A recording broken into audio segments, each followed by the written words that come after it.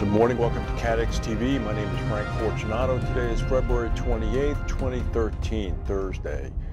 Well, it's also Pope Benedict XVI's last day on the job. In several hours, he's going to be lifting off by helicopter from St. Peter's heading to Castel Gandolfo, where he's going to remain for the next several months. This will be an interesting time in the Roman Catholic Church.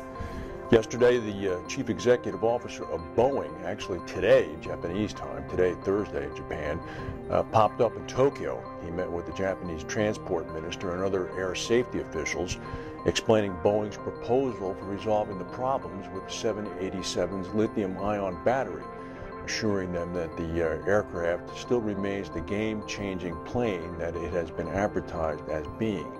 He said, I want to reiterate that the 787 is still the game-changing aircraft it's meant to be.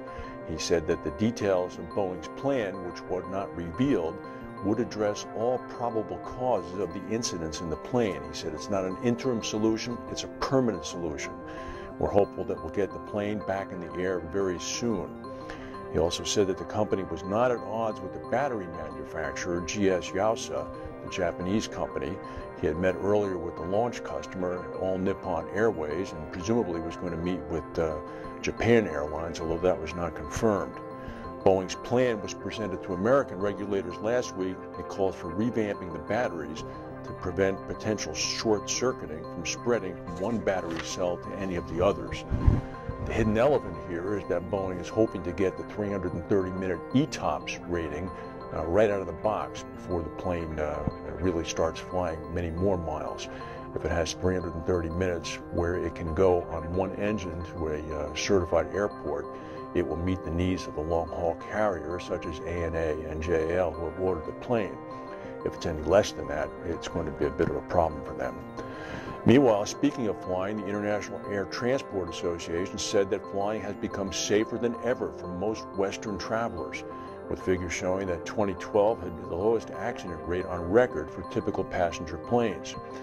Globally, the crash rate for modern aircraft, defined by data as hull losses per million flights of Western-built jets, was one accident every 5 million flights. Flying in sub-Saharan Africa, however, remains very much more of a risk. The accident rate there is worsening. A passenger on a Western-built jet in Africa was roughly 10 times more likely to see the plane crash in 2012. The next most dangerous was Latin America. Planes coming off the runway are the most common type of accident, accounting for 28% of all incidents. In the past 4 years, pilots losing control in flights had been the most common. Well, this is unfortunately no surprise, but the World Health Organization issued a report yesterday saying that people living in areas contaminated by most of the radioactive material released by the Fukushima Daiichi nuclear disaster 2 years ago have a higher risk of developing cancer over their lifetime. The 9.0 quake in March of 2011 killed 19,000 people and devastated the plant. In the most contaminated area, the World Health Organization estimated there was a 70% higher risk of females exposed as infants developing thyroid cancer over their lifetimes. The report concluded that for the general population inside Japan, the predicted health risks were low, but that 1/3 of emergency workers were estimated to have increased risks. That tropical cyclone Rusty, which slammed into the northwest coast of Australia yesterday, was a little bit lighter than expected. It had been downgraded from a Category 4 to a 3 storm. It hit the coast about 800 miles away from Perth in the Pilbara region at about 102 miles an hour as far as wind speed. The major port up in that area, Port Hedland, which is a major iron ore port, appears to have escaped the full brunt of the storm, although loss reports are not in yet. Speaking of loss reports, yesterday Brad Kading from the Association of Bermuda Insurers and Reinsurers said that estimated losses from Hurricane Sandy, which currently stand at about $16 billion, but are expected to get to $20 billion, are going to see about 50% of those paid by non-U.S. insurers. Kading said that this underscores the important role that international reinsurers play in times of crisis. They have substantial capacity to support American insurance companies, and that Bermuda's reinsurers are the largest suppliers of cat reinsurance to American insurers. Also, here's an interesting story. The insurance broker Aon is withholding reinsurance payments totaling about $600,000 US on an aviation loss to 2 Iranian insurance carriers because of American government policies. In a filing with the SEC, Aon said in 2005 its reinsurance subsidiary in England placed 2 reinsurance policies on behalf of Asia Insurance Company and Central Insurance of Iran, both of which are Iranian companies and are suspected of being directly affiliated with Iran's government.